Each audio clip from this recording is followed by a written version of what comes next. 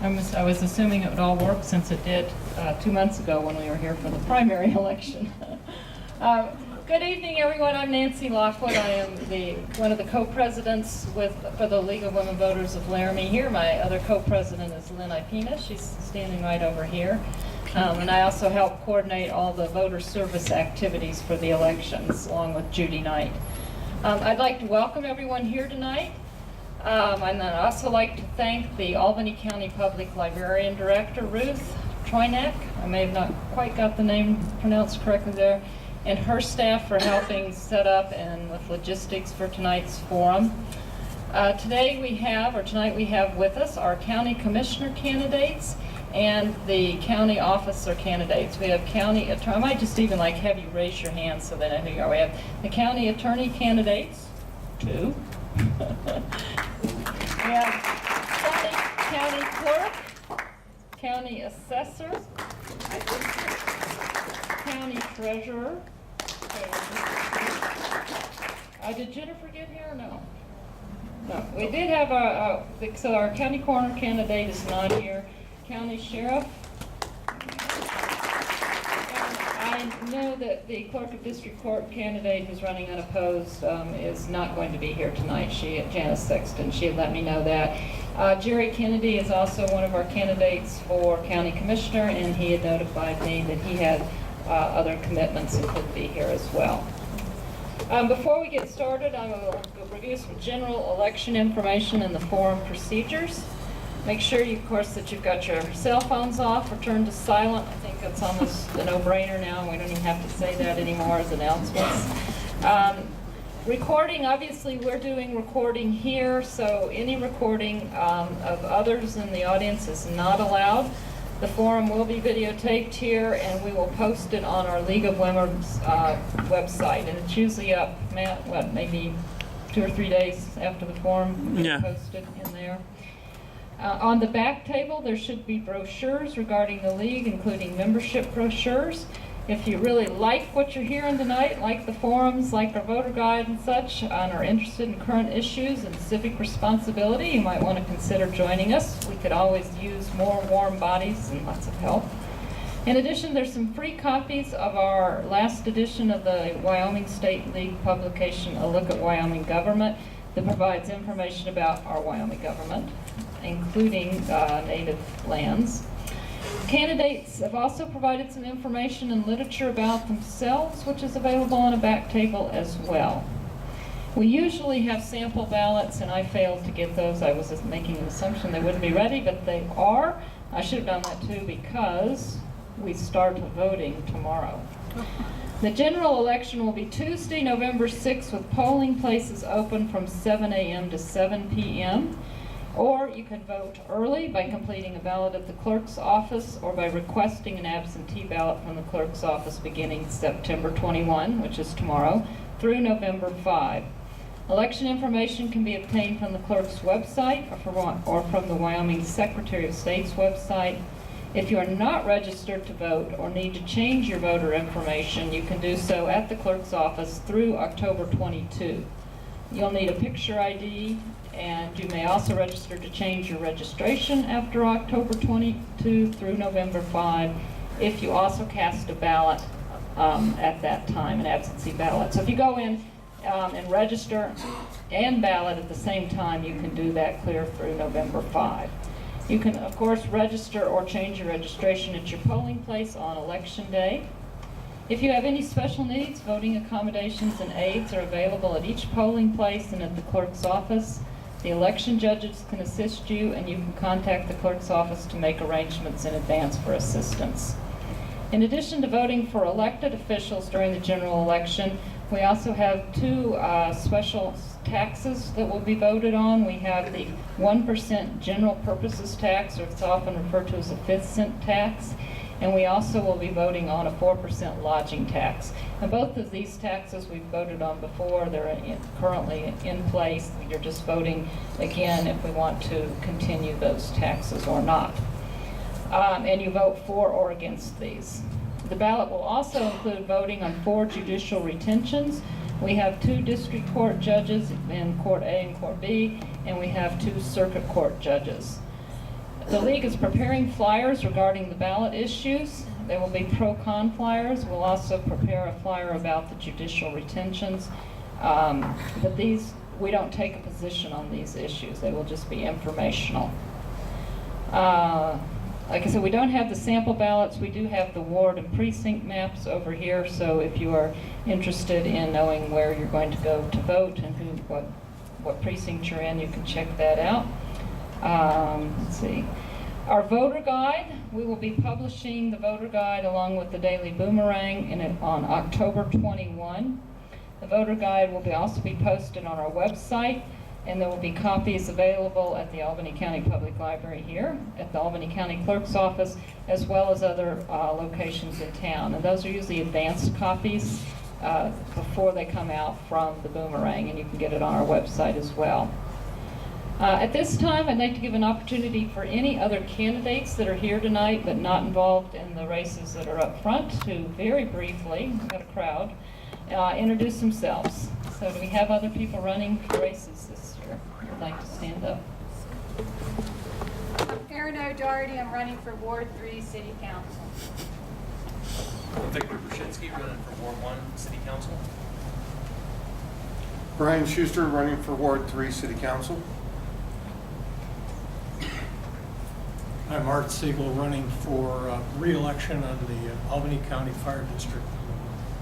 I'm Kurt Meyer, running for State Treasurer, and I just came over here to find out what was going on with the candidates and your issues, and I've been told by a few people that I'm going to learn a lot tonight, or there's a lot of things to talk about, so I'm looking forward to it. I'm Chris Lowry. I'm also running for State Treasurer, and I'm here from Laramie.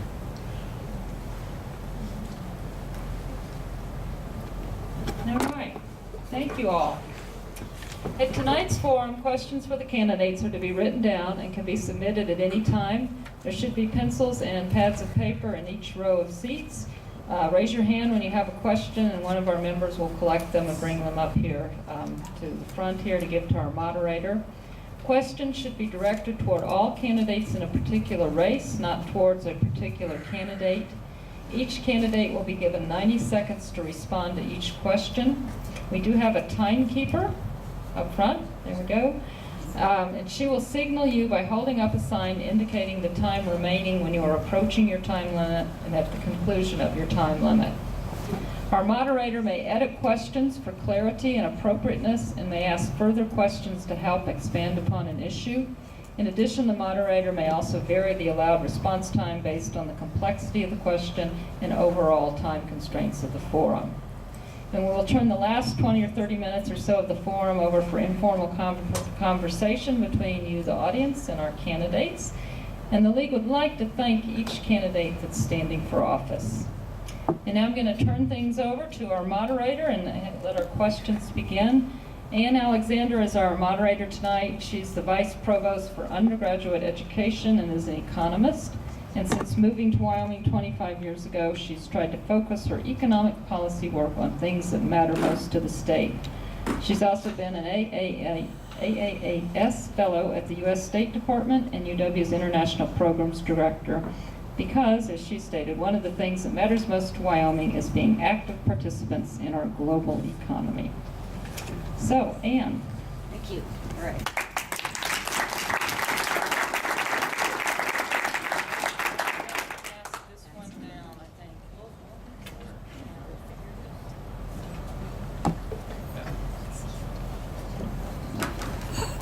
All right, well, thank you to everybody that is here this evening. You here in the audience, this is important for you to be here to listen to the folks that are up here that are willing to stand and serve you in Albany County offices. And so this is your forum, and I thank everybody that has sent forward questions so far. If you have others, please send them forward with the League volunteer, and we'll try to get to as many as possible. Thank you as well to the candidates for your commitment to run. I know that this is not a small commitment, and these folks, I'm sure, are also grateful for the fact that you're willing to put your name in the hat to serve Albany County. And thank you most especially to the League of Women Voters for giving us this opportunity to have an interesting and thoughtful forum for these questions. So this is going to be interesting because there are many different areas here. And I have several questions for some of the competitive races, and I have more general questions that have come in for all of you. So let's just start off with a quick down the line here. Have each of you tell us your name, your party if that's relevant, and the office that you are running for. And no opening or closing remarks, as you know, but please do let us know who you are and what you're doing here. How about we'll start. I'm sorry, I was going to send it to Grant first, but I don't think that's a good idea because we have one microphone. Here, we'll start here. Mr. Chestnut. Hi, I'm not actually standing for office, I'm sitting for office, but just want to let you know that. But I'm Tim Chestnut, I'm currently the Albany County Commission Chair. I'm a Democrat, and I'm running for County Commissioner. Good evening, I'm Pete Gosar. I'd like to thank the League of Women Voters, Albany County Public Health, or excuse me, Albany County Public Library. I'd like to thank the Health Department too, because they helped me out in my real world. But I'd also like to thank you, right? It's important that you're here. And I'm an Albany County Democrat running for County Commissioner. I'm sure exactly how to do that, Heber. It's all good. Yeah. I'm Heber Richardson. I'm a Republican, and I'm running for County Commission. I'm also a sitting County Commissioner. Hey, Ann, can you help us get on that? Oh my God, I'm so sorry. Yes? Thank you. Hi, my name is Peggy Trent, and I'm the Albany County and Prosecuting Attorney, and I guess I'm running as a Democrat. Good evening, Dave O'Malley, and I'm running for re-election as Albany County Sheriff on the Democrat ticket.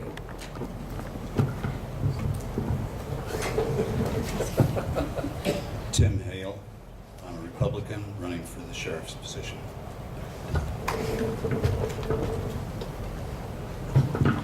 Hi there, my name is Mike Pierce. I am a Republican. I'm running for the Albany County Treasurer's position. Hi, I'm Tracy Fletcher. I'm currently the Chief Deputy Treasurer for Albany County, and I am your Democratic candidate for Albany County Treasurer.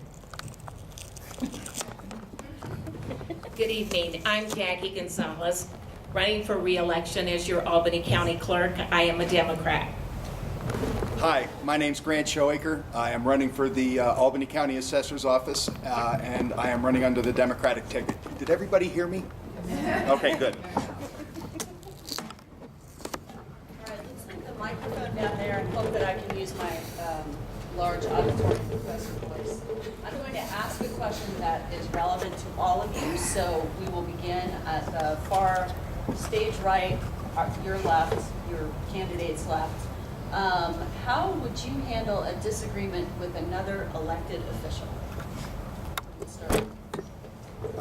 First of all, I would handle it respectfully. I would contact that elected official and make a time that is appropriate and timely for both of us, and talk out the problem in a way that there is a solution, and not just a one-sided solution. There's always two sides to every situation, and what I'll try to do is try to find a solution that is somewhere in the middle that helps both sides.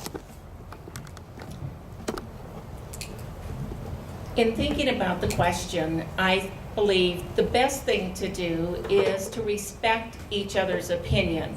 Whether or not we agree or we disagree, the fact of the matter is to sit down and collaborate with each other, to try to listen to the various opinions of each other and try to come to a solution where we both can continue to work together and do the best that we can for the people that we serve here in Albany County.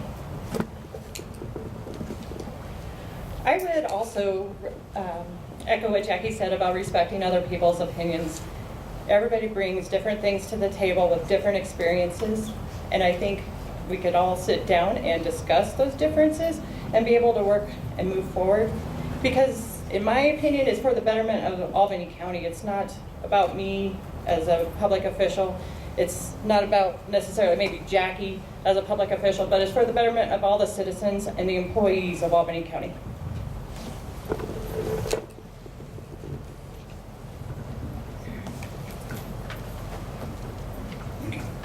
kind of weird passing this back and forth like this, but I suppose my answer is going to be similar in many ways. I mean, I think as we think about what we're doing, we're different people in elected office. We are elected to do a job.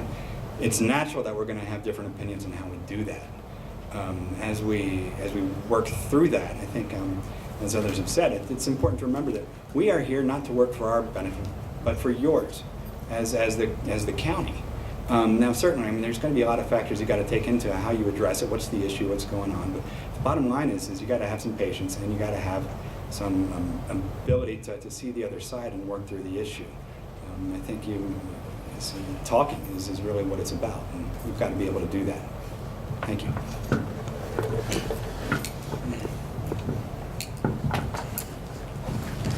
I think it's very important to evaluate other people's perspectives, because when you put yourself in other people's shoes, you will find that there is, in fact, a different perspective. And assuming that everyone has essentially the same common goal, this can only benefit the community. I would like to expand this a little bit. It isn't necessarily just about differences that you have with other elected officials, but it's differences that the public may have. And the public should have a right to express themselves and have redress. Thank you. Thanks, Susan. I'd like to begin by saying that I've worked with these other department heads and elected officials for the last 8 years, and it's a phenomenal relationship that we have, where we've developed a team that is well-oiled. We work together regardless of party. We come together daily on different issues, but we're not always in agreement. And all I've seen at this point is civil disagreement, to the point that we get mediation either between each other or bring someone in from another agency, or excuse me, another department, and we resolve it and we move forward. And if it's not resolved to my benefit, I'll normally tow their car. I'm kidding. I just want you to know that there are differences of opinion, and that we do iron things out in a really exemplary manner. Proud to work with them.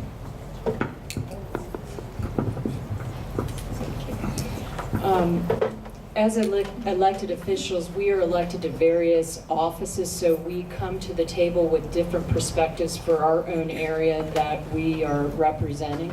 So when we come usually to the table with different perspectives on how to address issue. And I would echo what Sheriff O'Malley said. We work as a team to discuss through the different perspectives and work through what is something that would be representative in handling all of the differences we have. But I wouldn't just put that to the county elected officials. We also have to reach across the table to all elected officials in our community, city council members and everyone, to work together to represent our positions, but yet work to the common goal, which is our community and how to resolve an issue. This is fun, and it's fun to go after about 8 other people, 7. I'm going to say that we don't agree on all things, but generally we know what our role is. You know, the sheriff has a role, the attorney has a role, the treasurer has a role, and it's the combination of those roles that makes it happen. So it's a team approach, and what I've found is that agreement isn't necessarily the most important thing. It's when we stay in our lane, if that makes sense. I have a certain responsibility, the treasurer has a certain responsibility, as long as I respect everyone's role, and we're actually really good at that.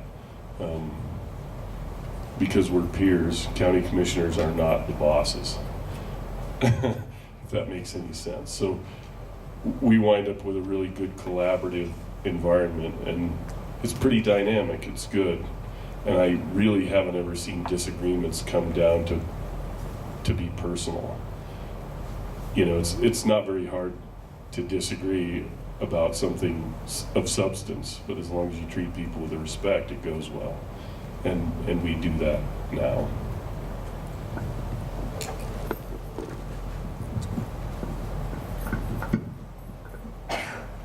Well, I think it always starts with respect, right? And I think respect is not just a one-day thing that you earn. I think it's how you conduct yourself, not only in the commission chambers, but at the store and in your life. And so I think it all starts with respect. But then I think it also talks about homework and a cup of coffee, right? Do your homework. That's respectful to somebody. If you have a disagreement, go read their stuff. Go try to understand it before you go across the hall, with a cup of coffee. And it is important to go across the hall, right? It is important to meet people where they are. And I think if you add those things together, right, a career of being approachable and acting and actively asking people, hey, I'm not sure about this or that, right? Not only commissioners, not only department heads, but the person who's cleaning the building, the person in the grocery store, the person on the street, right? We're all in this together. I might have a vote that counts, but I have to inform my vote with what you say. So I think it all starts with respect, doing your homework, and then you have to continue to work and continue to work at your craft. You need to. There's some things you're probably not going to know first off, but you got to go ask people and ask that they help you become a more knowledgeable person.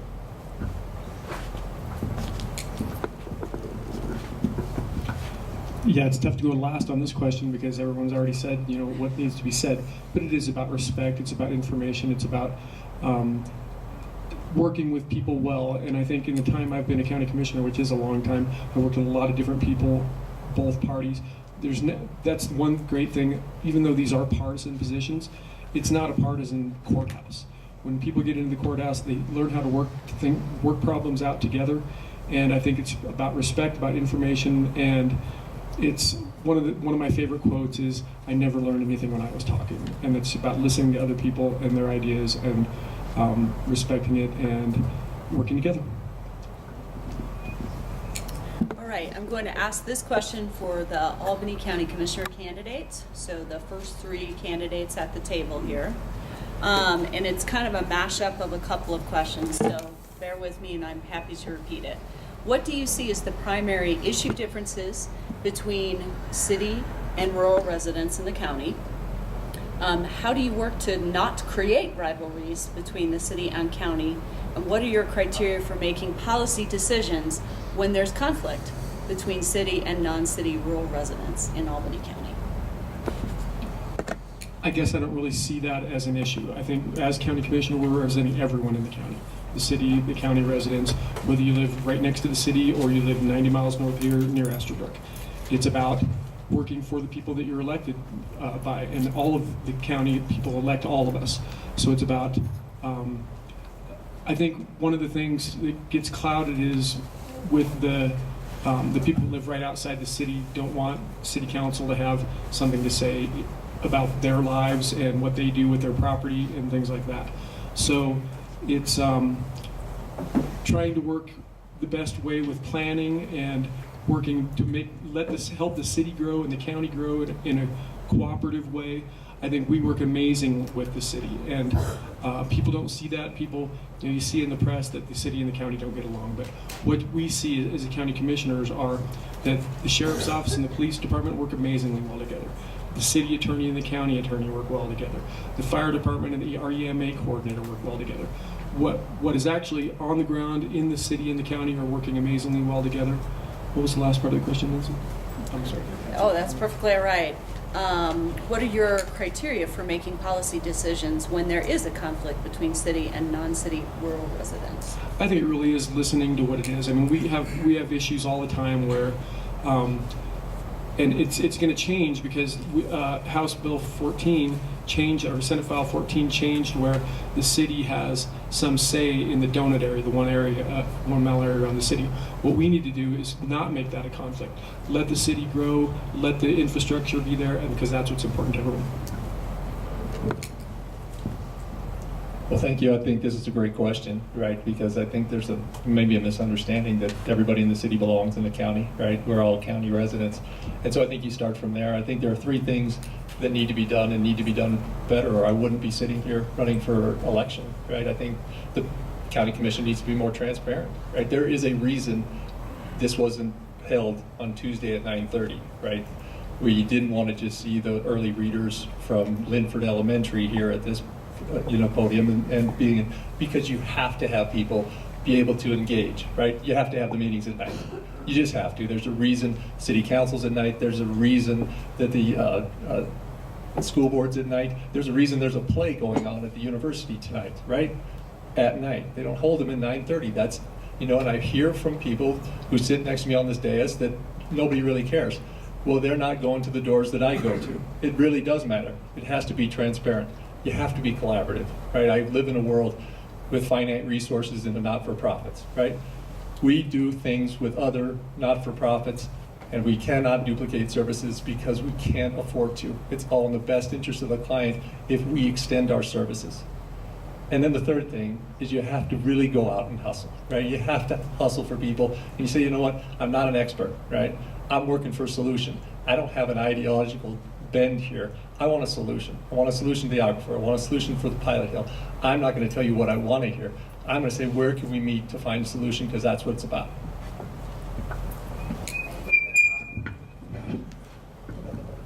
Can you read the questions again? It's rather complicated. So, what do you see as the primary issue differences the primary issue differences between the city and non-city rural residents? How do you not create conflict between the two of them? And what are your criteria for making policy decisions when there's a conflict between the two?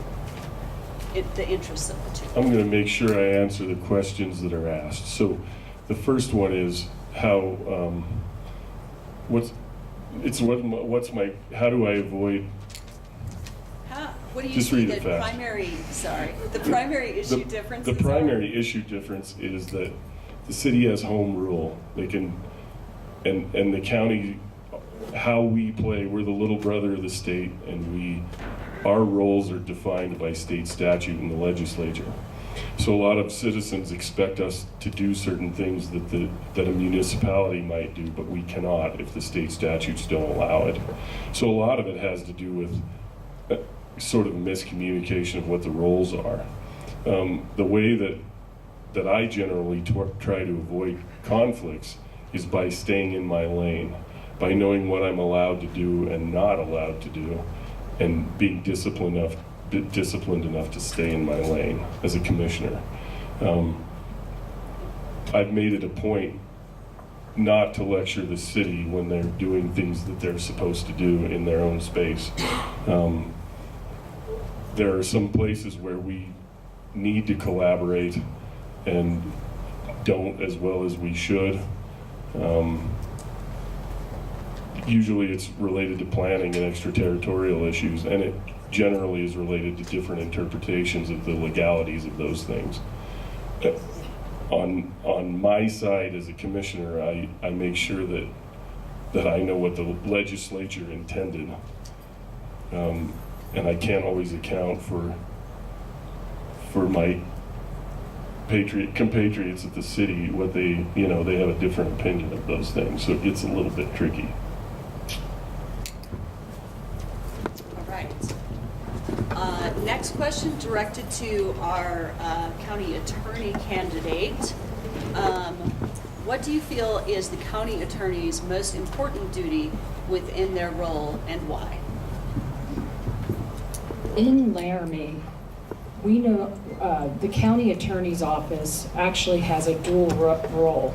We serve as the district attorney, where we prosecute criminal cases, as well as I serve as the county attorney representing elected officials, boards, and commissions.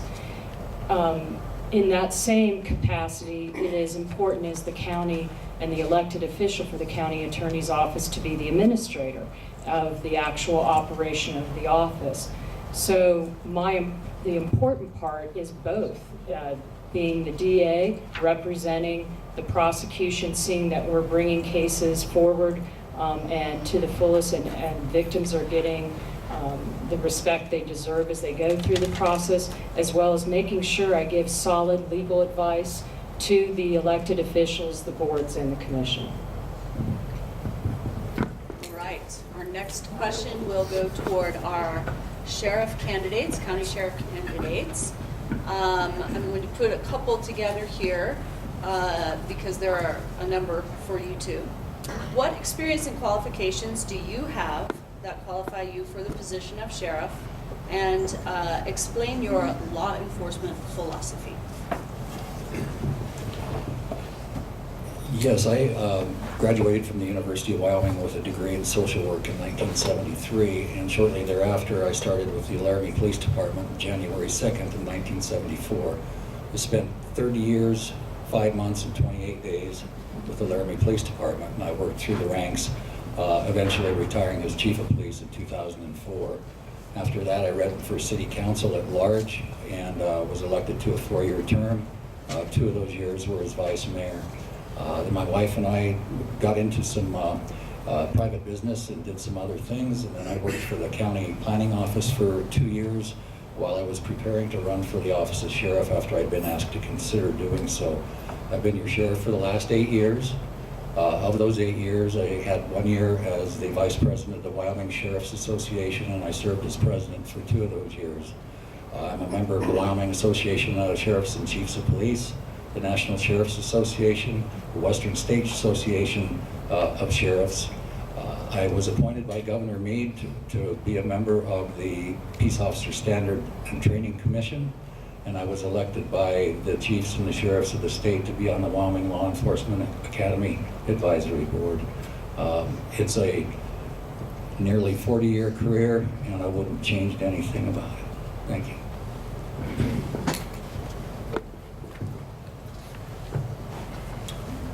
I'm a graduate of the university several decades ago, and in terms of my law enforcement experience, I've certainly dealt with the Laramie Police Department as a complainant.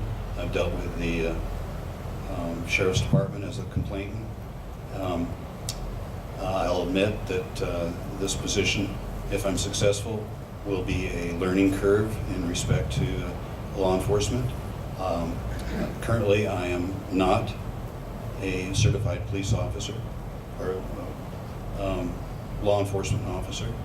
I might add that Mr. O'Malley, when he first took the position of sheriff, he was not a certified law enforcement officer. Okay, the next question is for our county treasurer candidates. What steps would you take to show transparency in the treasurer's office? Okay, I'm sorry, can you repeat that, please? Absolutely. What steps would you take to show transparency in the treasurer's office? Well, I think the transparency in the treasurer's office has got to start with having an office and a staff that is willing to work with the public in a very positive and forthcoming way. Additionally, there are things that we can do on a practical basis to improve the transparency with our county funds and with just how the county is moving forward. One of which is to work to update our website, which is old and it just simply needs some work. And I think we can do that to make it easier to be able to put some of those resources, updated budgets, and things like that up there. One thing to note is we need to upkeep it. I went to the website today, and the last budget that has been posted was from 2017 to 18. So there may be reasons for that, but at the same time, as citizens, and me as a citizen, I look at that and, well, it's a July to June budget, so why don't we have the current budget up there now? I think also that we can meet more regularly with the public and the commission, and have quarterly meetings or something along those lines to be able to present to you what it is that we have out there and what's going on. I mean, these things don't really happen now. I mean, I think it's important that we start to reach out to the community to be able to do that. Thank you.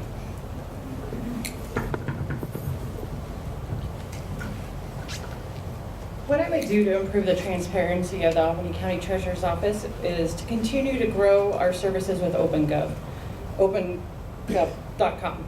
Excuse me. We do have all of our financials out there for the previous, I think it's 15 years if I recall correctly. One of the next functions we want to do that we have been planning to do is our checkbook option. That would give all the viewers of the webpage the ability to see where the checks are actually being written to. Another transparency is we're going to be posting hopefully with our new website, because I think that is in the works with our current IT department, is we will be posting audit information. That way the users can readily see our audit information, and which is hugely important because we have a bond issue coming up. And that bond issue, we have Standards & Poor's doing ratings on our bonds, and that needs to be conveyed to every stakeholder in the county, which includes the citizens. And finally, the last item of transparency I would like to see is more educational opportunities for the citizens to learn about sales tax, learn about the functions of the community, and what the Treasurer's Office does. I believe this will help citizens to make the best decisions for their lives, whether they want to buy that $60,000 pickup, like me, which I shouldn't have done, but anyway, the sales tax. People don't always think about the sales tax when they're purchasing a vehicle. All right, let's pass the mic back down here because our county commissioner, county attorney, county sheriff, county treasurer have the most questions. I will open it up to you for a couple of the more open questions in a moment. So the next question for our county commissioner candidates is, what do you feel your role is in the retention of county employees? Anyone of you is fine, but let's cycle it. Okay, I'll take it, and I guess we'll pass it to Heber next. I think it's important, right? The resources that you hope come in the morning are the ones that leave at 5 o'clock at night, the human resources.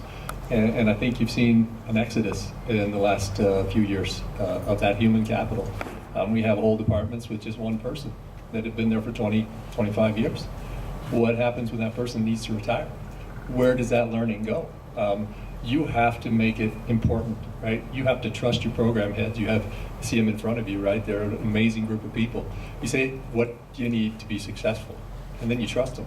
Don't micromanage, right? I think the old school go with our hat in our hands to the legislature and ask for less and less money so that we can do less and less and cut more and more people has to change, right? We have to innovate. We have to collaborate. We have to hold transparent processes so that you guys feel empowered to help us out, right? You can do more with less if you have to, but you shouldn't start with just cutting people. And I think if you hear from your county employees, you should all ask, how's that going for you, right? Ask those county employees, do you think that you feel sponsored and do you feel like you're supported? And I think you'll, by and large, know where to vote once you talk to those people. This is fun. There's been some misdirection on this question. We really do love, appreciate, and empower our employees. We don't micromanage them. Some of our departments of one are that way, A, because of funding. I can't necessarily grow a department just because I want to. It's a matter of priority and resources. Our employees are really valuable to us, and if you look at our budget, that's where we spend most all of our money. So when you have budget cuts, you don't really have a choice but to cut personnel, and it's heartbreaking. So when we went through budget cuts a couple of years ago, I was sick inside for 6 months. If there's a perception that we don't love and appreciate our employees, it's absolutely not true. I do want to say that we have found efficiencies and we've improved the culture at the county, and our employees like each other and they like working for us. And I don't think that I'm saying that without truly knowing it. The county doesn't exist to provide jobs. The county exists to provide services, and we do that strategically. We use technology. Since I've been on the commission, we've worked and we've improved a lot of things a great deal. It's mostly inside baseball. It's hard to see from the outside. But the narrative that we don't take care of our employees or appreciate them, or that the exodus is all for one reason, isn't accurate. Yeah, I think the question was about how we retain county employees, and I think the way we retain county employees is by giving them the tools that they can have to do their jobs at the best they can. we have limited resources, and we don't go hat in hand to the state to get our funding. Our funding mostly comes from property taxes, and as the business comes into the county and we retain businesses, that brings the county funding up, and that brings county wages up, and that brings county services up. It's hard to keep services going with limited resources that we have, but we have amazing county employees, and saying that there's an exodus is ingenuous, because we lost county employees last year due to budget cuts, due to layoffs. As far as county employees leaving an exodus, that's just not true. I think we have some issues with the sheriff's department, and that's not due to the sheriff. It's due to funding and trying to retain officers and not have them just go across the street to the city because they get better pay. And Dave O'Malley does an amazing job to make it so even though they can go across the street to do that job and get maybe better pay, they're going to have a better quality of life by staying in the county. And I think we as county commissioners have to provide the resources for the county employees to do their job so that there aren't long lines at the treasurer's office and the county clerk's office, and we make them feel loved. We haven't been able to give raises for years. We were able to give stipends this last year, and you could see it in the county employees' face that there was satisfaction when that happened. All right, this next question was directed to both our county attorney and our county sheriff's candidates. So I'll have Ms. Trent first, Mr. Hale then, and then Mr. O'Malley. So, and then I'll go back to a normal rotation, I suppose. If you are elected as the Albany County Attorney or Sheriff, what would you do to be more responsive to senior residents who have experienced elder abuse? Outstanding question. This is one of the priorities that I have for my next term if elected, is how we are addressing vulnerable adults as our aging population. At this time, we don't see many cases coming through the prosecutor's office, which I know exist out there. I have attended and have worked with Department of Family Services with our adult protective services, and we meet with them on a monthly basis to identify issues that we're seeing among that vulnerable population.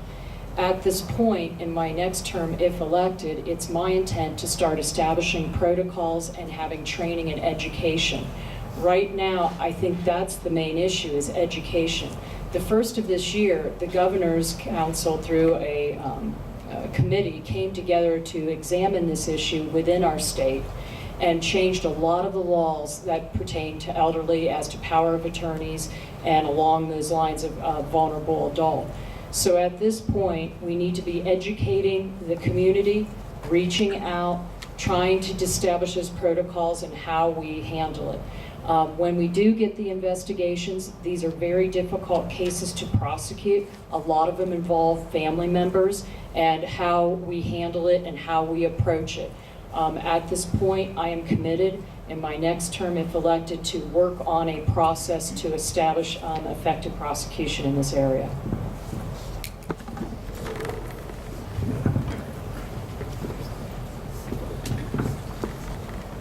I'm of the opinion that if in doubt, just do your job. So what I mean by that is officers should handle the situation regardless of race, the religion, the age. But the issue with the elderly becomes more complex due to some retention qualities and communication, and these things need to be evaluated more carefully, and in order to ascertain accurate information. And I believe that, and I know I'll probably get there someday, but the comprehension levels as you get older suffer. And so this has to be taken in consideration. Thank you. There's been a very recent program that started in the state of Wyoming. It's called If You See Something, Say Something, across law enforcement on our state. And elder abuse is one of those things that is hard to see, it's hard to determine. Oftentimes it's paper, it's checking accounts, it's trusts and things of that nature that people aren't really aware of. But there is also physical abuse, there's mental abuse, and there's sexual abuse of our elderly. We work together with the Department of Family Services, very closely with the County Attorney's Office, in trying to massage those kinds of investigations to the point where if we can't get a successful prosecution, we can at least get some resolution so it quits. We started Project Lifesaver at the Sheriff's Office several years ago, and what it amounts to is a bracelet that's a transmitter that we can check out to people that have dementia or early stage Alzheimer's or autistic children who have a tendency to run. And all of our deputies are trained that when one of these calls comes in that so-and-so is missing, we've got a receiver that we can go out and we can pinpoint and triangulate and find those folks, hopefully before they've fallen into a snowbank somewhere, which we've had happen here over the years. We've had elderly people die walking away from the care center. So it's something that's real, it's there, but we just don't see it as often as the kind of crimes that you read in the Boomerang every day. All right, thank you. We'll ask Ms. Trent to answer another question about the county attorney position.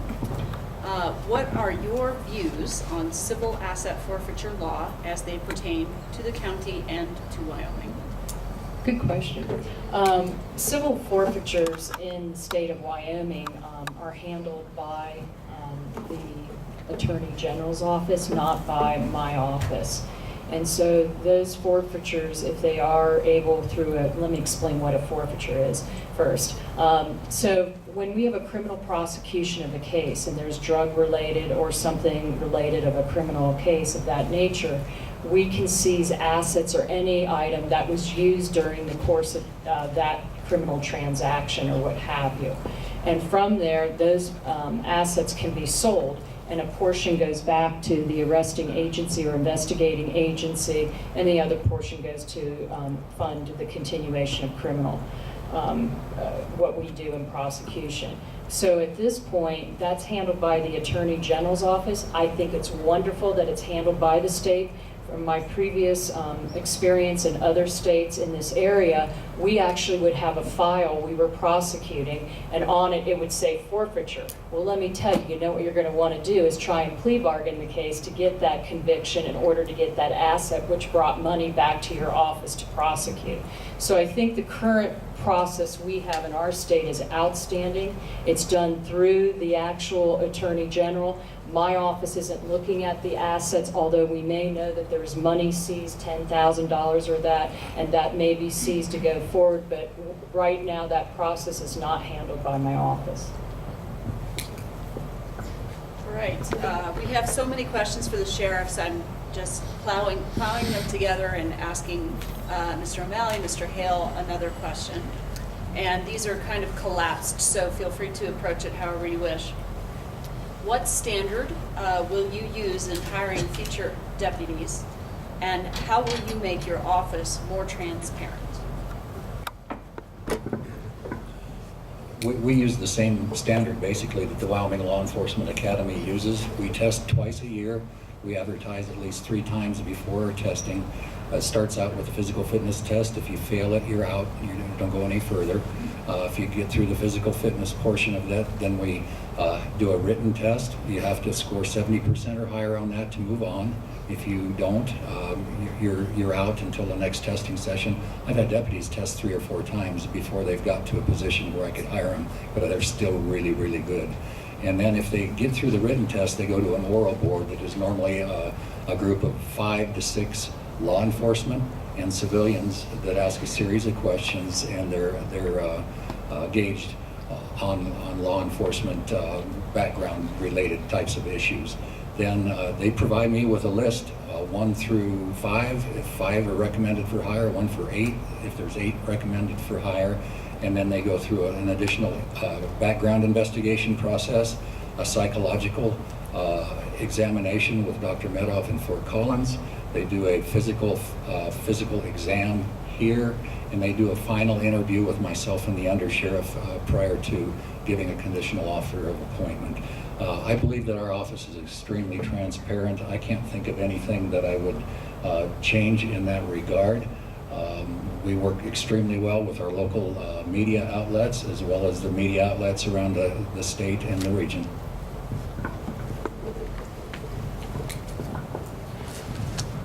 One of the reasons I'm running for office is I don't approve of the way some of the officers are hired. Case in point, the Laramie Police Department had a police officer using the city cop car, got in a wreck, DUI, criminal charges filed, fired from position. Mr. O'Malley hired him. I have a problem with that. And regardless of whether her husband worked at the Sheriff's Department, which pretty much implies the nepotism, I think there should be some higher standards. I recently read a front page article. It's taken 38 years for our sheriff to decide we ought to do drug testing. I have a zero drug testing. I mean, it's zero tolerance. That's it. I don't care what Colorado's doing. And in terms of transparency, let's talk transparency. Has anybody in this room ever seen the audit report of the slush fund from the commission, the commissary at the jail? Do we know where that money goes? Do we know how much money there is? Is that information available? Or is our sheriff profiting from inmates? I think that needs to be addressed.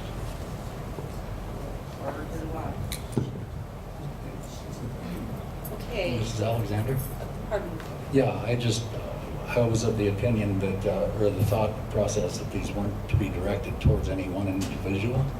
And I would just like to say that when the debate is lost, slander becomes the tool of the loser. And I would like to keep this as clean as we possibly can from this point forward. Point well taken, Mr. O'Malley. Thank you. Thank you. The next question is for our treasurer candidates, and we'll have Ms. Fletcher go first, and Mr. Pierce go second. What is your stance regarding cities levying taxes?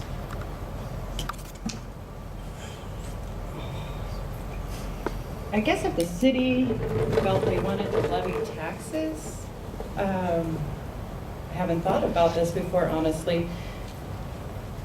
I mean, they already are getting 8 mills on the tax district, or as the city of Laramie, so if they were gonna levy an additional tax to raise more funds to help themselves, I guess that would be okay by me. That would be, the city residents, I would hope they would be able to get a vote on that situation because it would affect them and their pocketbook. I happen to live in the county, so personally, I don't think it would affect me, but I think it would maybe give them additional funds to help maybe former community services or rec center, for the youth and different sports programs and things like that.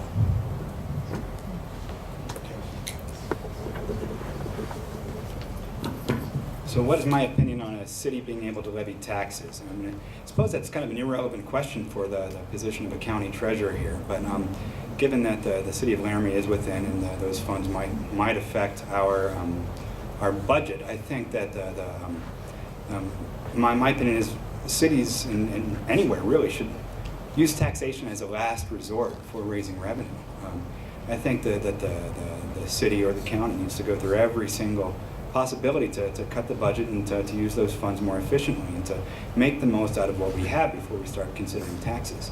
The city of Laramie, I know that's being brought up, and I think that discussion will be held. But my opinion is taxes as a last resort. Thank you. Mr. Shoemaker, I have a question for you.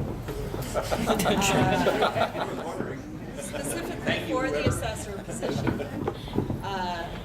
Have we lost a lot of tax revenue as UW has expanded, and do we have any recourse if so?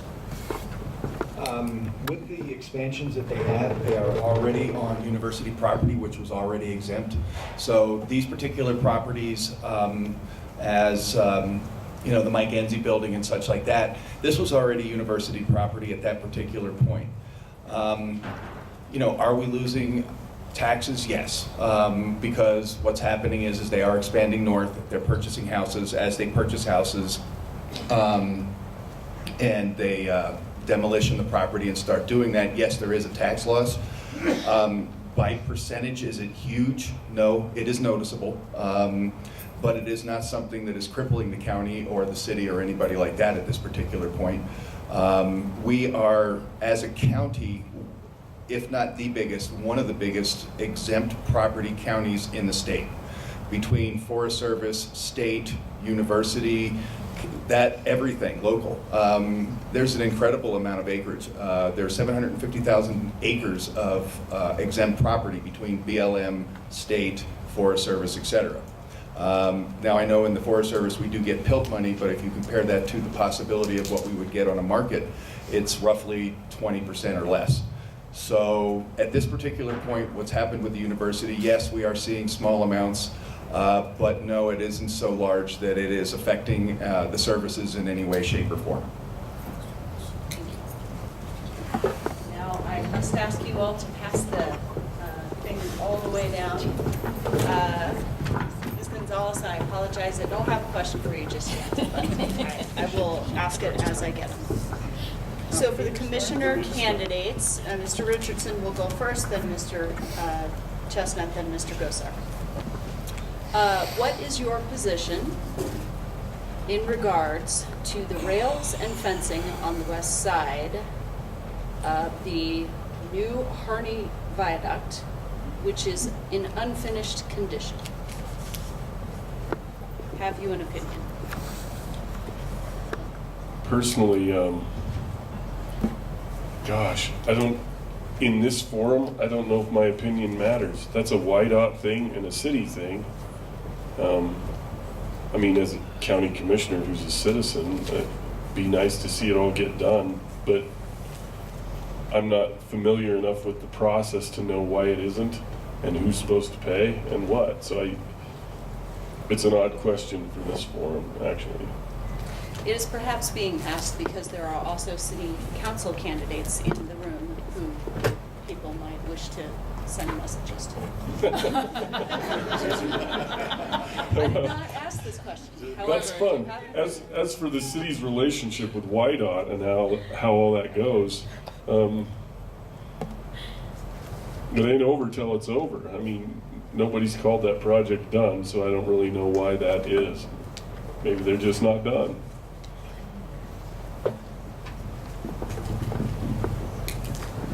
And that is the case. It's just not done. I mean, they tried to get the viaduct open as soon as possible.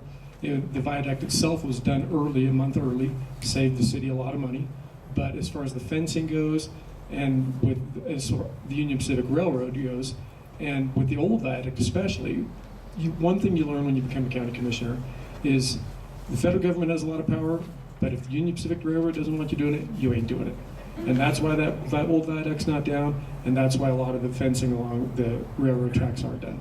My whole lifetime, there was no fence between downtown and the railroad tracks. We've come a long way in the last 20 years to get those fences up, but the fences that are going to be near the new viaduct, it's going to take a while. As far as the new viaduct goes, it's not done. We've got some fundraising to go. I'm also on the Laramie Public Arts Commission, and one of the things, a major component that's going to go into that viaduct is artwork. And artwork is going to be fencing, artwork is already lighting, and there is going to be actual art there too. So when it gets done, it's going to be nice, but it's going to be a process.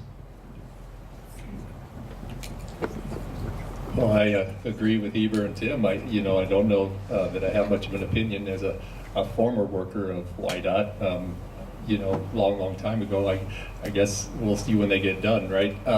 But I think this is an opportunity, that viaduct that talks about the importance of innovation and creativity and thinking, right, of the art that Tim's talking about and how important that is. But you also have to think about the safety. I look at maybe separating bikes from cars. I'm self-interested in that because I bike to work every day, and I see how important that is to have a separation. So let's get that thing up and ready to go because I want to use that thing as soon as possible. But I don't have much of an opinion for that. It's a whiteout. It's a city issue. As a citizen, give me a bike lane anywhere, everywhere, right? Because I think it's important. But I think there's probably topics I'd like to address more importantly. Well, keep the microphone right here, sir, because we have many more for the commissioners. I'm going to, there are two on this sheet, and I'm going to ask them both. So, if the Pilot Hill land swap does not go through, will you raise taxes and fees for the acquisition, or would you advocate for that? And secondly, will you change the times of the meeting in order for more community participation? As far as the Pilot Hill project, it is going to happen. I'm going to guarantee you that right now. So I think that's somewhat of a moot point. But if it weren't, there are some opportunities for a 7th penny tax that would go to the voters, and if the voters wanted to pay for that, to do other things on top of the purchase of the land. But there's a lot of fundraising going on right now, and these things are going to take care of themselves without taxing the people. I think like I say, it is a reality. I signed a contract, or I will sign a contract tomorrow, extending the period for the purchase of this land and the land swap, or how that goes forward. We've got until March 13th now to get this thing finished, and we may not get it done at that point, but we're going to get another extension, and this thing will get done. What was the second part now? Would you consider changing the times of the meeting in order for more community participation? If it was something that the people really wanted, I would have heard about it a lot before now. I think it's a talking point for a certain candidate that wants to get that done. The fact of the matter is City Council and the County Commission deal with a lot of the same things. If we hold our meetings at the same time as the City Council, people can't go to both meetings. How have you as a land developer that is working with something right on the edge of the city limits, how can you be at both meetings at the same time? We have separate issues, but we also have common issues that have to be done at different times. So by saying, holding that torch that we have to have different meeting times, that's not an issue. I've been doing this for a long time. If people were wanting to come to the meetings because they couldn't come at a certain time, I would have heard it by now. Well, I'm going to take that part first, and then we'll go to the second part.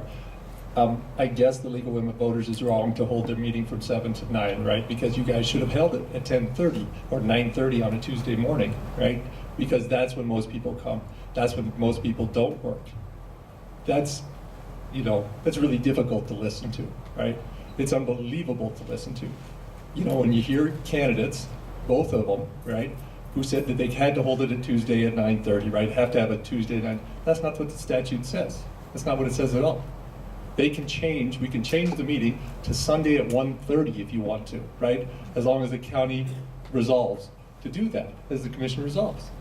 So to hear that and to not know that after 20 years or 4 years or whatever your time on the commission is kind of tough to listen to. Pilot Hill, obviously my water bottle says it all, right? I'm a big supporter. There's nothing more important. Well, maybe there's another thing more important, but it all ties together.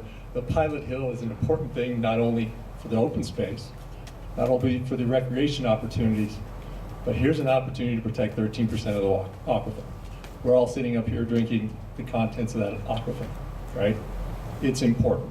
You can't do anything without water economically or socially. This city won't grow, right? Ask the people in Flint, Michigan. I know it's not the same, but they didn't intend to ruin their water either, right? And so you have an opportunity to protect it, and you should, right? And the Pilot Hill is a big part of that. I'm all supportive, and I do whatever it took to get that done. All right. County Commission meeting times. Because we don't have home rule, a lot of the things that we do are dealing with sort of legal and procedural things related to county business at our level. We don't regularly regulate and crawl into people's lives. And that's the main reason why people aren't so interested in coming to our meetings. Most of the general public doesn't know what we do. The truth of the matter is I was trolling the other candidates at our forum when I said at the last forum when I said it had to be at 9:30 on a Tuesday morning. And the reason I was because I wanted to see if anybody would point out where my error was. The fact of the matter is, state statute mandates that it's the first and third Tuesdays of every month. We do schedule special meetings when there's an issue that we know the public's interested in, and we have it at a different venue like the fairgrounds, and we have it at night. So the point of it is, we don't get a choice besides the first and third Tuesdays. If we want to have them at night, we will conflict with the city council. So we would have to ask them. They have the option to move their time. Ours are mandated to be on the first and third Tuesdays. We don't get to pass a resolution to violate state law. Anyway, the Pilot Hill purchase will get done. The seventh penny is an option. Also, I like that our employees get to do their work in our meetings during their workday rather than at night when it's family time. I think there's an expert about this meeting time right next to you, Heber. I think it would be great to talk with Ms. Trent about why, if they do have to hold it on the first or third Tuesday. Ask somebody out there to ask the question. I think you're out of order. You are out of order. However, do please hand the microphone to Ms. Trent. I have two questions for you. I have actually more than two, but at this point, is it required that the county commissioners meet as they have been?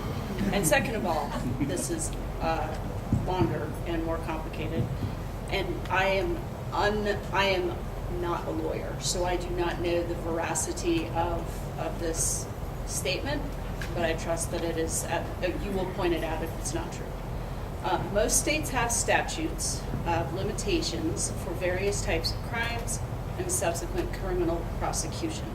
Wyoming is unique in that there is no statute of limitations for criminal prosecution of any crime. Would you support changing this law? Why or why not? Well, first, to settle the debate of my counterpart commissioners, I am familiar with the state statute, and the state statute does provide and dictate, and as Mr. Richardson had indicated, that we have to hold our meetings on a certain time period in the state. It does not dictate the time. If that is the desire of the commissioners, they can do it in the evening.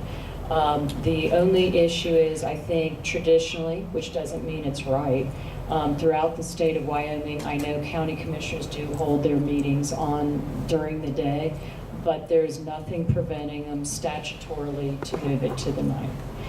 But it does dictate the day of the week and the Tuesday of the first and third, so it does state that. As to, right? County clerk will attest to that. That is right. Okay.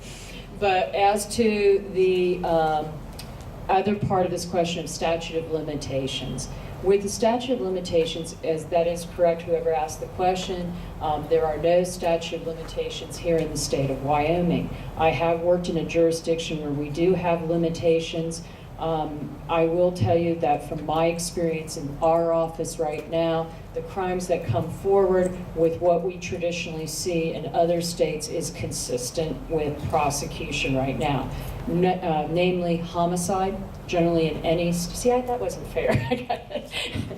I generally can extend her time. Okay, generally in she was offering a professional opinion.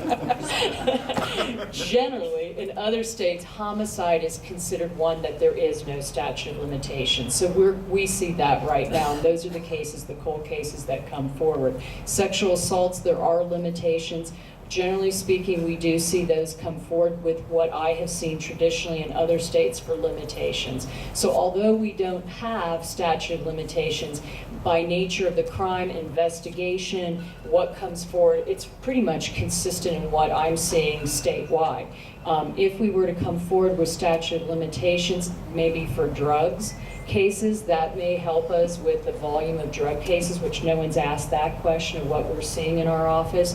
That would assist us maybe to a degree, but once again, as soon as a person's pulled over on the street for drugs or intervention, at that point, interdiction, they're charged. So we don't really have that issue here in Wyoming. Can I pass it?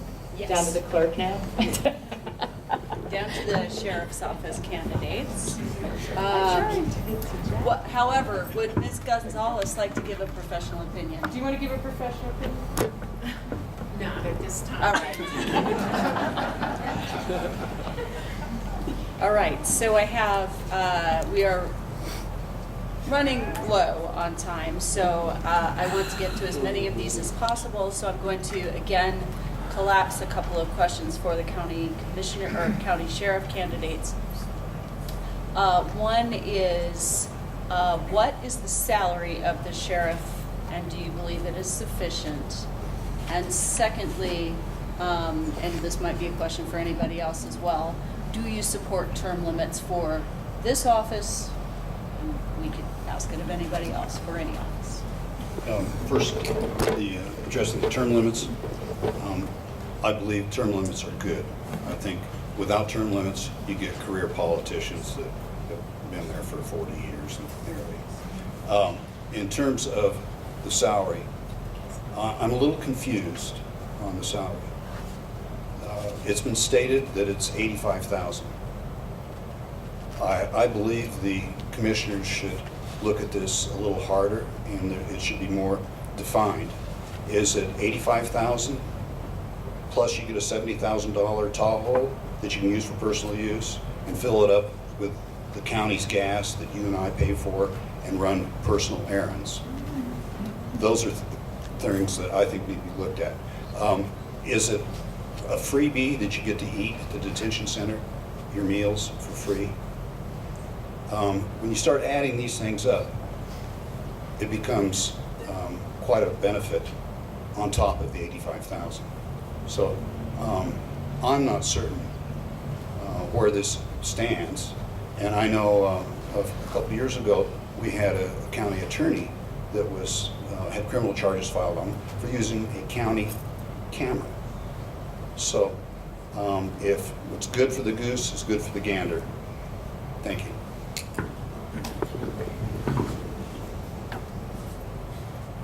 The salary of the sheriff is currently at $85,000 annually. I drive a $35,000 Tahoe. It's a nice ride. It's the first new one in 40 years that I've driven as a law enforcement officer, so it was pretty cool to get it. Do I think $85,000 is enough when I compare it to other law enforcement executives in the county? No. And I have a jail to operate on top of that. So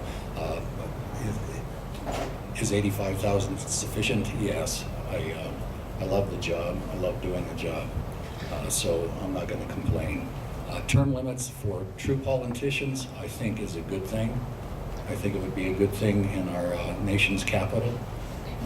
Term limits for people who are professional peace officers, I don't necessarily agree with in that regard.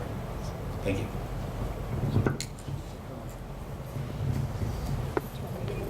All right. Yes. How do you feel about term limits? I believe in term limits. I believe in what I do as the county attorney. And I've been asked the question before, why is this an elected position? And I serve in two roles, the DA as the county attorney. The county attorney, which I provide legal advice to the commissioners and elected officials, it shouldn't be an elected position. That should be a person who is knowledgeable. Fortunately for the citizens of our community, I am knowledgeable and very extreme experience in this area to represent, but you don't know that in any candidate you elect that would have that background. As to the DA position, you want someone who is elected because that's the person who's bringing the policies and what is going on in our community to this office and how we prosecute. As to term limits, I believe it is absolutely necessary for the DA. I believe that you have to implement programs. We need new people coming in with new ideas.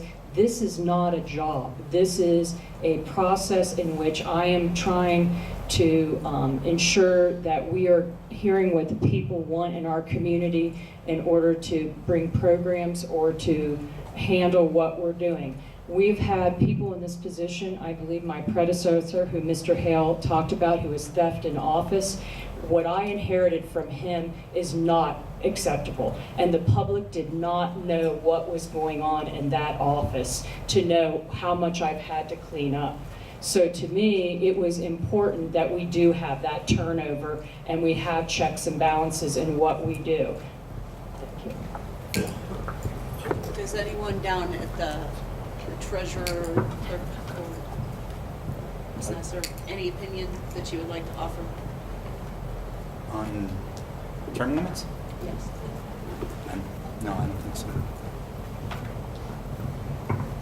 I've commented.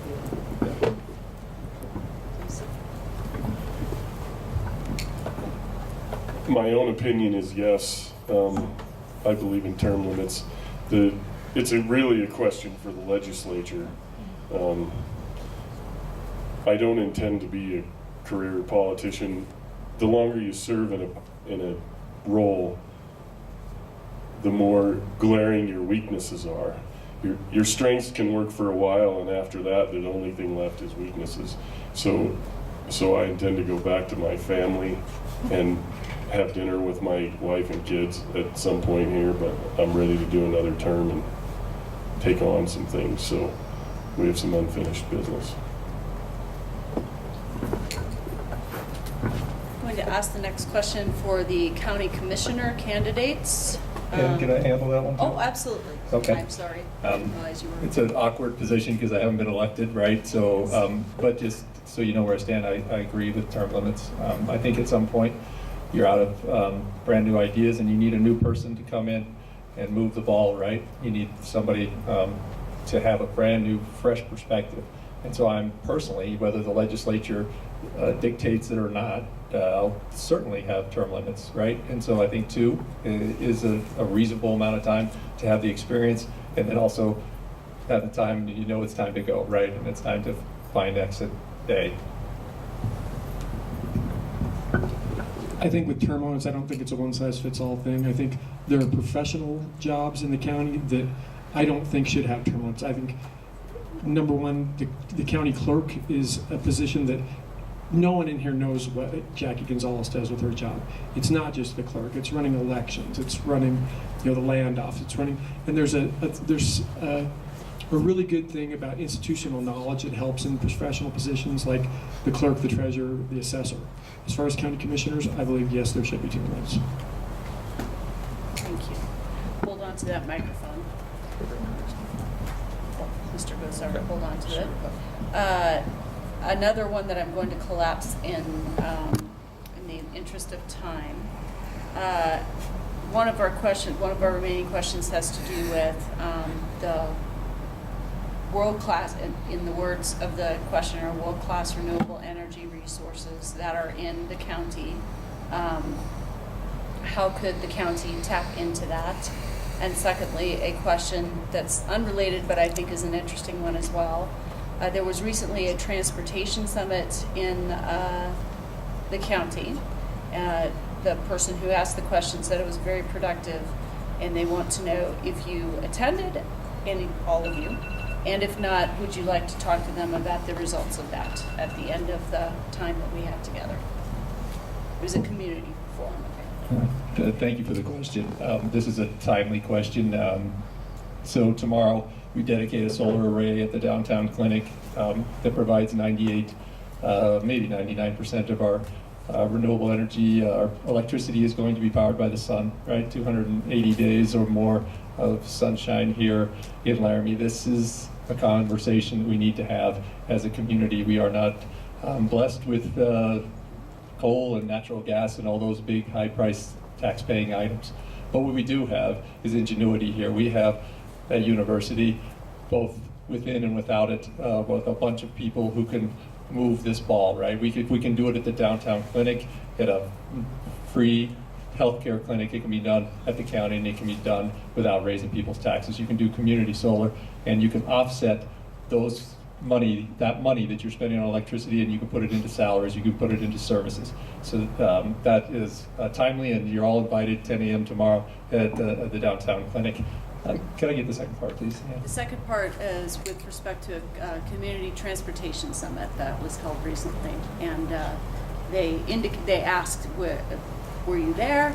And if not, would you like to find out more? Yes, yes, I was there. I was on the steering committee for the transportation summit.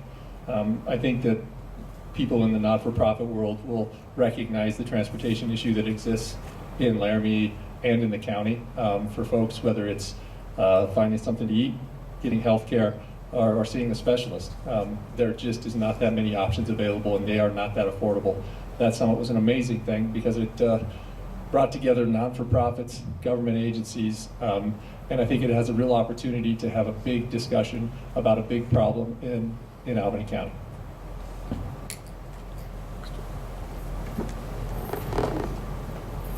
I see it. I think that the renewable energy or renewable resources question was probably oriented towards wind, and that's something that's a private business decision. Property taxes are obviously remunerated back to the schools and the county and so on and so forth. But as far as our ability to, we do deal with the wind developers in our planning office, and we have a pretty straightforward process. It's not very hard for them to get through us. I think that the Industrial Siting Council at the state is a little tougher. The renewable resource that we have that's the most amazing here is our human capital. There's a lot of amazing people that get their education here and would like to stay here. And I'm currently engaged heavily in economic development efforts to try to keep some of them with a steamboat on their driver's license and their fishing license. When it comes to the transportation summit, I think that the chairman was our delegate to that, and generally we try not to run around together and form a quorum anywhere other than our own meetings. So I'll allow him to answer that question. A finer point might be that we delegate and trust each other, and so he brings back what he learns there for the rest of the commission to digest, and it's a good relationship that we have on the commission. As far as renewables go, they're coming here, folks. We've got 5 wind energy projects right now. 1 is definitely here, 4 are in the works. Some are partially in Carbon County, but 1 is completely in Albany County. So they're finally recognizing that the wind that we have here. Unfortunately, in the past, sometimes our wind's been too strong to capture what the turbines, the technology could do. The technology's here now, and it's even moving forward. There are some things like, instead of turbines, vortexes, where it's a funnel, and the vortex moves inside the funnel, and that's going to capture the extreme winds that we have here for a long time. As far as solar, the state is finally recognizing, people are finally recognizing about solar. In Sweetwater County, there's a big solar project going in.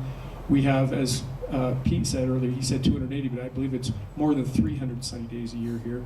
We have to be able to capture that. In Albany County, we have to be at the forefront. We do have the University of Wyoming here. We do have the technology and the people that are willing to live with renewables and not have to suck out the teeth of fossil fuels. As far as the Transportation Summit, it was amazing. Pete and I actually sat at the same table.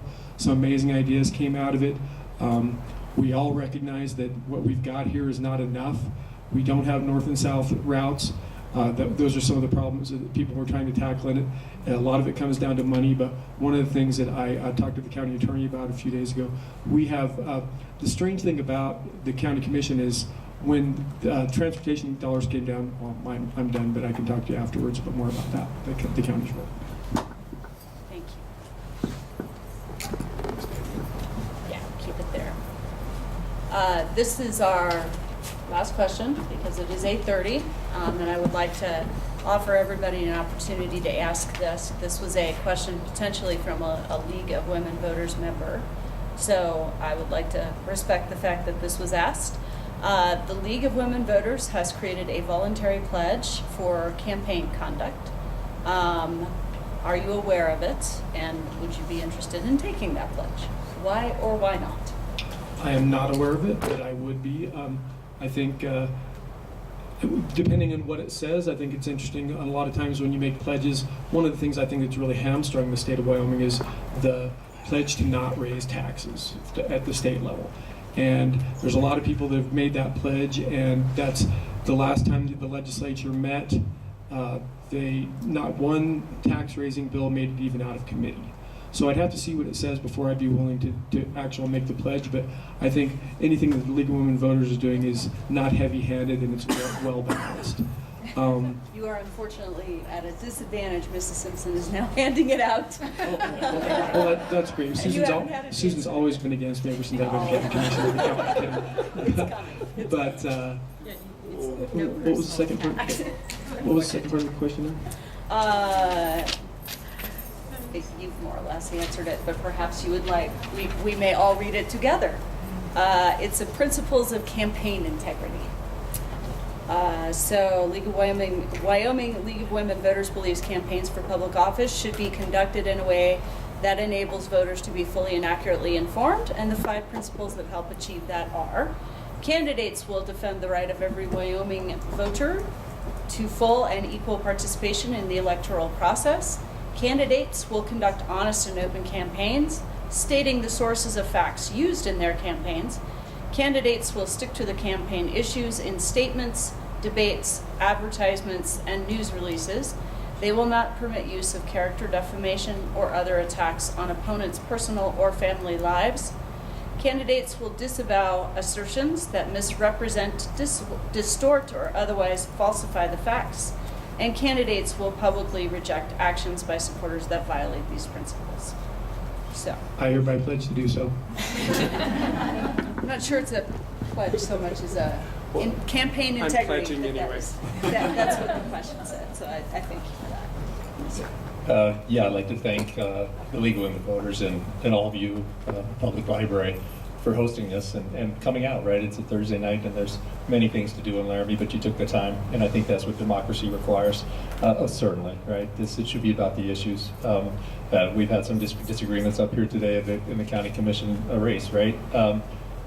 But I still like Tim, and I still like Heber, and I think that they still want to do and have thought that they were doing what was right for Albany County. And I just think there's a different direction, right? And I think there's a different way, and that's why I'm running. But as persons, I don't believe you should disparage people, and I think that's an important part. And I think the league for delineating these and making good campaigns locally. Was there an opportunity for a final statement for all of us, or just Pete? Oh my that's goodness. a good catch there. Very nice. Very nice.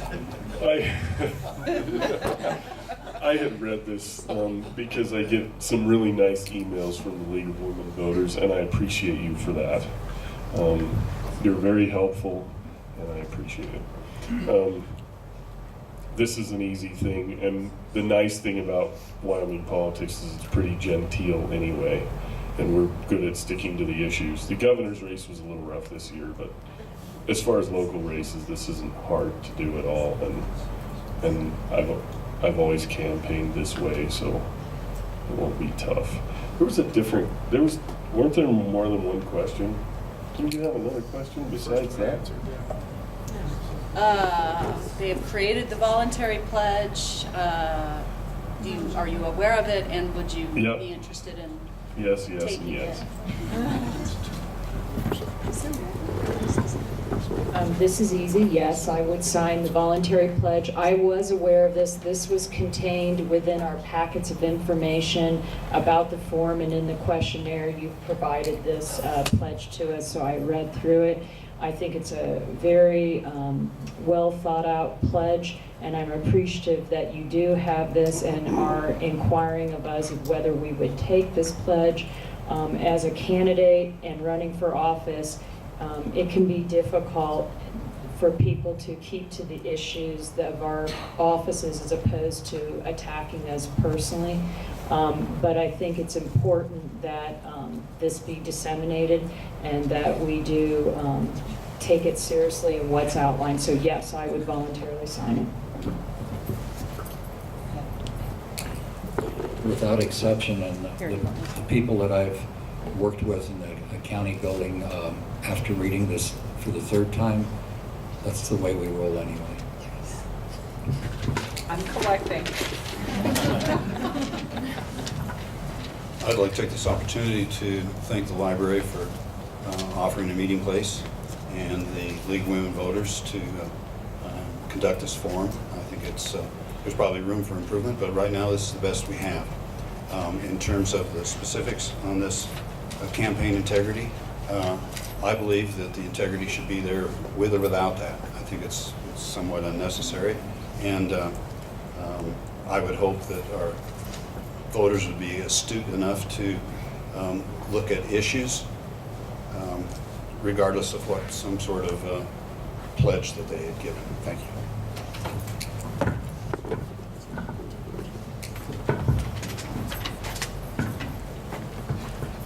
Yeah, thank you for this, this principles of campaign integrity. I think this is it's really vital, and I think it's pretty self-explanatory that yes, I accept it. I would also take the moment to challenge you guys out in the public to heed to these ideas too. I mean, often we look out and what's going on, and it's just getting crazy. And it starts up here, but it's not just here. It's everywhere out in the public, and that's one of the things I'm really passionate about, is that we can come together. And the first question was about working together differences, and that's not just here on our level. That's everywhere. And so I think that yes, I do accept this, and I think we should all take that to heart. By the way, I want to thank Susan Simpson back here for rushing back and forth with this mic here. That's quite a job. So anyway, thank you.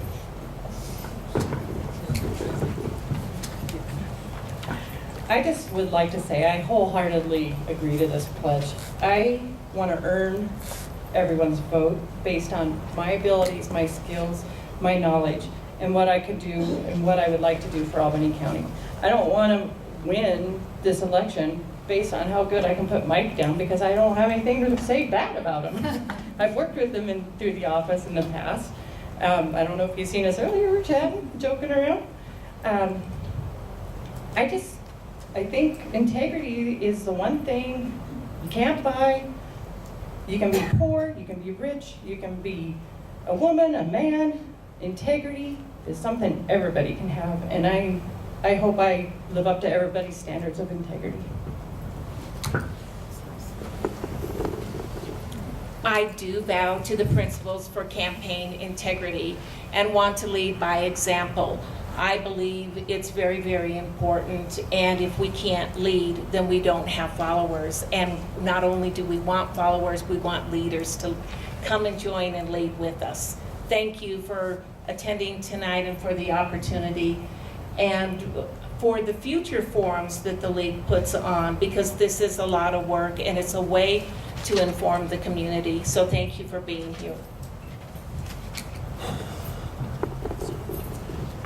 Hi. Yes, I've heard about it. Yes, I do agree with it. And yes, I've already signed it and given it to Susan. It has been a process that I have used in all my elections. This is the first election that I have run unopposed. So my last 3 elections, I can honestly say this is how exactly I ran my elections. Integrity is important. And not only is it important during an election, but I bring that process to my job as well. I'm very proud of what we do and everybody there. And but the integrity is the important thing. It's one thing that you got to be able to have. So thank you very much. Well, thank you all for putting your name in the ring to stand for service, or to be elected or on the ballot for service to the county is quite a commitment, and we appreciate all of you being willing to do that. And I, again, thank all of you for taking the time out to be here. This is a big commitment for you as well, but it's important because we need to understand these folks and their stances on the issues. And I appreciate the League of Women Voters offering us the opportunity to get to know the candidates a little bit better. Nancy, wrap-up comments? Just a few. Yes. I might take the mic soon. I don't have a room voice. Just a couple of follow-up comments. One, I had someone make a note here that said, could the league make a comment, so I am, about the ability to vote from abroad, spread the word. I'm not sure what more elaboration we have, and maybe our county clerk could elaborate. I think it's basically through the absentee process, is that right? That's yeah. correct. So if you are a resident of Wyoming living abroad, you can certainly vote in the election through the absentee process. A couple other little points of order. I just want to note that the instructions in the form regarding not doing things specific to a candidate related to asking questions, that we ask the audience to direct their questions to the race, not to the candidate. The candidates are free to respond as they would like. The deadlines, this is a reminder for candidates. There's a few of you in the audience, most of them are at the table. Some of you might have a long night, I don't know, I haven't checked to see how many responses we've gotten back. But for all local candidates in Albany County, the responses to our questions for the voter guide are due tonight. They're due today, the 20th. I guess, I don't know if they put in the letter an actual time. I'm guessing you have till midnight. If it's date stamped, you're good. Yeah, it's still the 20th, Mountain Standard Time. And if you're a statewide candidate, your questions went out a little bit later, and those are due on 10/27, I believe. So I was seeing if I have any other things. Most of you have attended forums before, not everybody. Procedure is that we all help stack the chairs so that we have room to mingle. They go on in the back closet here, and there are racks for them to go on, and I think it's 20 per rack. But we welcome you to stay a little while, meet the candidates on a more personal level, and we look forward to seeing you back for 4 additional forums. They will all be on the next 4 Thursday nights, 7 to 9, same place, same location. And I'm not gonna, I think the next one, I may have this wrong, I think next is City Council, the next one is State Legislative and School Board. I may have them out of order. I should have brought my notes here. I don't have them up with me. School Board, and then the last one will be for the Laramie Rivers Conservation District, Hospital Board, and Fire District. So, that's it.